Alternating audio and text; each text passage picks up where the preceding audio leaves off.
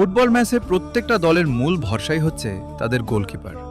দেখে নিন 2026 বিশ্বকাপের সবচেয়ে ভয়ঙ্কর গোলকিপার কারা। নম্বর 5, মাইক মেগনেন, যিনি তার গোল আটকানোর দক্ষতা ও নেতৃত্বের মাধ্যমে ফ্রান্স দলের মূল ভরসা হতে পারেন। 4 নম্বর হচ্ছেন অ্যালিসন বেকার।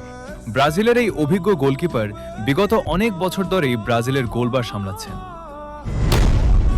3 নম্বর হচ্ছেন ডেভিড রায়া।